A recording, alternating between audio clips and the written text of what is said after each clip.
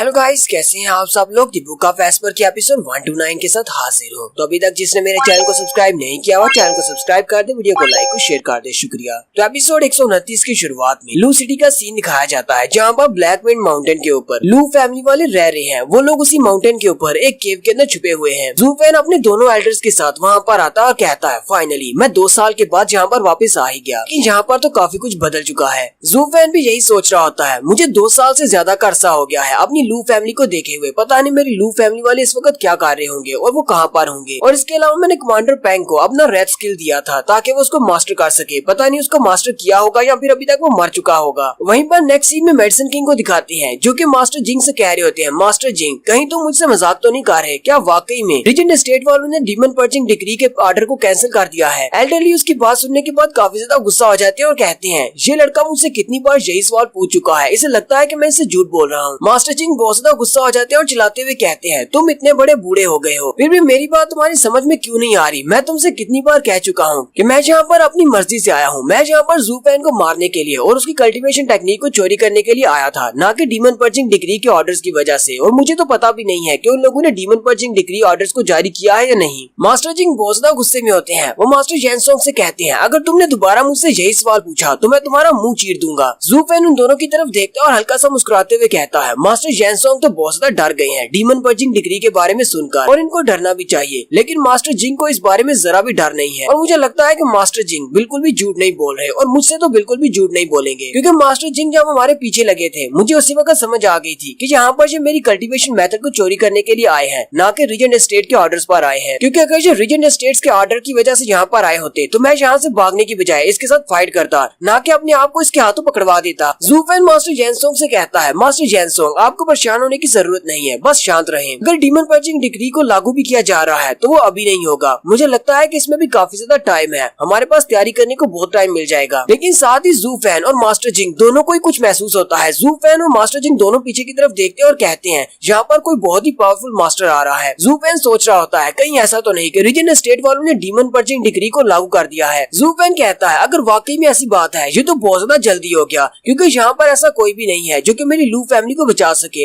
Master जिंग और मैं तो अपने आप को किसी न किसी तरह बचा लेंगे। मास्टर जैनसोंग और मेरी लू फैमिली डीमन पर्चिंग डिग्री की आड़ में मारी जाएगी। मास्टर जिंग जल्दी से अपनी डिसर्निंग फील्ड को एक्टिवेट करते हैं, लेकिन जू फैन ने पहले से अपनी डिसर्निंग फील्ड को एक्टिवेट किया होता है। उसी की डिसर्निंग फील्ड के चलते मास्टर जिंग उसकी फैमिली को देख लेते हैं, उसकी फैमिली के हाउस को देखते हैं और साथ ही जू फैन उनकी आंखों के सामने आ जाता है। मास्टर जिंग बहुत ज्यादा घबरा जाते हैं और कहते हैं, इस लड़के की डिसर्निंग फील्ड तो मुझसे बहुत ज्यादा पावरफुल है और इसकी आंखों में बहुत ज्यादा किलिंग इंटेंट है। अगर यहाँ पर फाइट होती है तो ये किसी के ऊपर भी स्नीक अटैक करके उसे मार सकता है। मास्टर जिंग जू फैन से कहते हैं, यहाँ पर टोटल 3 रेडियंट स्टेज के एक्सपर्ट्स हैं और उनमें से 2 थर्ड स्टेज पर हैं और 1 फोर्थ स्टेज पर है। जू फैन कहता है, वहाँ पर तो बहुत सारे हिवनली परफॉर्म ड्राम के मास्टर्स भी हैं। साथ ही जू फैन को कुछ और भी महसूस होता है। जू फैन कहता है, वहाँ पर तो ये दोनों भी हैं, हालांकि ये दोनों कचरा से ज्यादा कुछ भी नहीं है, लेकिन फिर भी मुझे लगता है कि इस बार ये मेरे बहुत ज्यादा काम आएंगे। मास्टर जिंग जू फैन से कहते हैं, तुम्हारी ये लू फैमिली तो वाकई में बहुत ही एक्स्ट्रा ऑर्डिनरी है। मुझे लगता है कि ये लोग बहुत ज्यादा पावरफुल हैं, क्योंकि मैंने अभी अभी देखा है कि तुम्हारे पूरे क्लैन के इर्द गिर्द एक लेवल 5 की गार्डियन फॉर्मेशन है और इस 5th लेवल की फॉर्मेशन को देखकर तो लगता है कि रीजेंट स्टेट से ये किसी भी दर्जे में कम नहीं है। रीजेंट स्टेट वालों के पास भी इतनी ही पावर है जितनी तुम्हारी लू क्लैन के पास है। मुझे नहीं लगता कि एक रेडियंट स्टेज का एक्सपर्ट भी इस लेवल 5 की फॉर्मेशन को तोड़कर अंदर जा पाएगा। मास्टर जैनसोंग उन सबसे कहते हैं, यहाँ पर 3 रेडियंट स्टेज के एक्सपर्ट्स हैं, इसका मतलब ये सब कुछ 7 बड़ी फैमिलीज वालों ने किया है, जहाँ पे रीजेंट स्टेट वालों ने इनको यहाँ पर भेजा होगा। हो सकता है कि डीमन पर्चिंग डिग्री स्टार्ट हो चुका है। जू फैन मास्टर जैनसोंग से कहता है, मास्टर जैनसोंग रोना बंद करें, ऐसा कुछ भी नहीं है, डीमन पर्चिंग डिग्री यहाँ पर लागू नहीं हुआ। अगर ऐसा कुछ होता तो वो लोग इस 5th लेवल की फॉर्मेशन को बनने से पहले ही मेरी लू क्लैन के ऊपर अटैक कर देते, लेकिन वो लोग अभी भी वहाँ पर इंतजार कर रहे हैं, यानी कि उन्हें अभी तक नए ऑर्डर्स नहीं मिले। मेडिसिन किंग कहते हैं, लेकिन फिर भी अगर वो डीमन पर्चिंग डिग्री के लिए यहाँ पर नहीं आए तो फिर उन्होंने यहाँ पर रेडियंट स्टेज के एक्सपर्ट्स को क्यों भेजा है। जू फैन कहता है, अब इसमें इतनी ज्यादा सोचने वाली कौन सी बात है, वो सारे लोग यहाँ पर मेरे लिए आए हैं। ये सारे रेडियंट स्टेज के एक्सपर्ट्स यहाँ पर मुझे मारने के लिए आए हैं। जैसे मैं लू फैमिली में अपना पहला कदम रखूंगा, ये तीनों रेडियंट स्टेज के एक्सपर्ट्स आगे बढ़ेंगे और मुझे मार डालेंगे। और साथ ही उन्होंने रेडियंट स्टेज के एक्सपर्ट्स को यहाँ पर इसलिए भेजा है क्योंकि वो लोग अच्छी तरह से जानते हैं कि क़ियानलांग पवेलियन वाले हमारी हेल्प करेंगे। लू फैमिली क़ियानलांग पवेलियन की प्रोटेक्शन में है। हो सकता है कि उन सारे रेडियंट स्टेज के एक्सपर्ट्स को क़ियानलांग पवेलियन वालों से फाइट करनी पड़े। जू फैन हंसते हुए कहता है, लेकिन वो सारे लोग एक बात भूल गए, मेरे पास भी एक रेडियंट स्टेज का एक्सपर्ट है। और साथ ही वो मास्टर जिंग की तरफ इशारा कर रहा होता है और मास्टर जिंग सिर्फ रेडियंट रेडियंट स्टेज के एक्सपर्ट नहीं है, बल्कि ये एक बॉडी कल्टीवेटर है जो कि अपनी 6 लेयर पर है। मास्टर जिंग भी काफी ज्यादा खुश हो जाते हैं और अपनी पावर्स को रिलीज करते हुए कहते हैं, तुमने मेरी इतनी ज्यादा तारीफ कर दी, चलो फिर ठीक है, मैं तुम्हें गारंटी देता हूँ जब तक मैं यहाँ पर हूँ ये तुम्हारे सर का एक बाल भी नहीं उखाड़ सकते। ज़ू फैन मास्टर जिंग से कहता है, तो फिर ठीक है, अब ये सब कुछ आपके ऊपर है, उन लोगों को मुझे नुकसान पहुँचाने मत देना। मास्टर जिंग उसे कहते हैं, हाँ ये मैं बहुत ही आसानी से कर सकता हूँ, मैं अभी वहाँ पर जाता हूँ और उन सभी को मार डालता हूँ, इससे कोई भी तुम्हें नुकसान नहीं पहुँचा सकेगा। ज़ू फैन कहता है, नहीं, उन सब लोगों को मारना नहीं है, मेरे पास एक बहुत ही अच्छा प्लान है। मास्टर जिंग ज़ू फैन से कहते हैं, कहीं ऐसा तो नहीं कि तुम्हें मेरी एबिलिटीज के ऊपर शक है,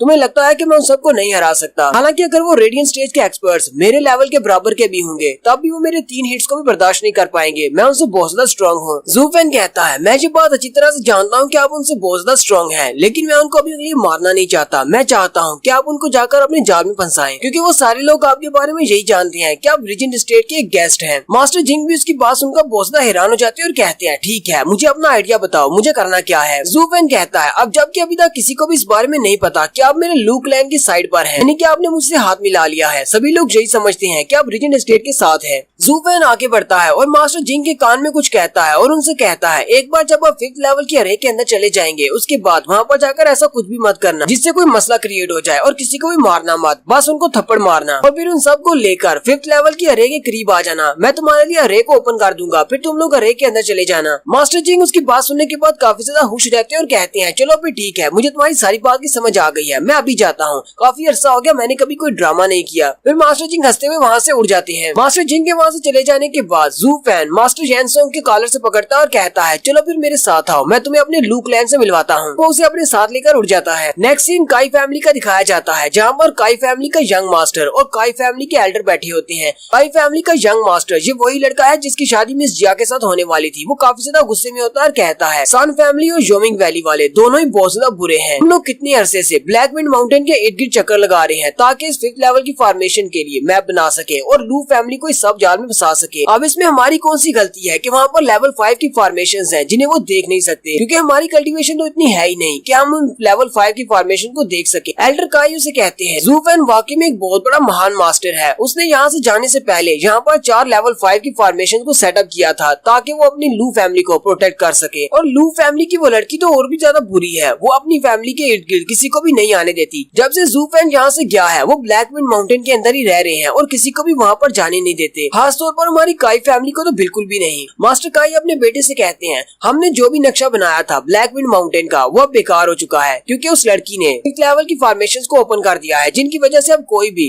ब्लैक विंड माउंटेन के अंदर नहीं जा सकता। इसी वजह से तो बाकी के सारे लोग हमें बहुत ही ठंडी नजर से देख रहे हैं। यंग गाई चलाते हुए अपने डैड से कहता है, डैड, लगता है कि ज़ू फैन ने अपने क्लैन को छोड़ने से पहले ये सारी फॉर्मेशंस उस लड़की को सिखा दी थी, इसलिए तो वो इन सारी फॉर्मेशंस को यूज कर पा रही है। वो लड़की ज़ू फैन को इतना ज्यादा मानती है कि उसने अपनी लू क्लैन के हेड की पोजीशन भी ज़ू फैन को दे रखी है। वो चिल्लाते हुए अपने डैड से कहता है, डैड जरा मेरी तरफ देखो, मुझ में ऐसी क्या कमी है कि मैं ज़ू फैन से बेहतर नहीं हूँ, मैं काई फैमिली का यंग मास्टर हूँ जबकि वो लू फैमिली का एक बटलर है, मैं एक बटलर से कई दर्जे बेहतर हूँ, फिर वो लड़की मुझसे शादी क्यों नहीं करना चाहती, वो मुझे अपनी फैमिली का हेड क्यों नहीं बनाती। जब से ज़ू फैन उसकी जिंदगी में आया है उसने दोबारा कभी मेरी तरफ नहीं देखा, जबकि मास्टर काई भी उसकी बातें सुनने के बाद सोच रहे होते हैं, इससे बड़ा बेवकूफ तो कोई और है ही नहीं, ज़ू फैन को अपने साथ कैसे कंपेयर कर सकता है। ज़ू फैन तो एक जीनियस डेविल है, अगर मेरी कोई बेटी होती तो मैं उसकी शादी ज़ू फैन के साथ ही करवाता। वहीं पर दरवाजा खुलता है और मिस जून अंदर आती है और उन दोनों से कहती हैं, 7 फैमिलीज के एल्डर तुम लोगों से मिलना चाहते हैं, चलो मेरे साथ आओ। वो दोनों बाप बेटा बहुत ज्यादा खुश हो जाते हैं और कहते हैं, यही हमारा चांस है, इस बार 7 बड़ी फैमिलीज के सामने अपनी वफादारी को साबित करके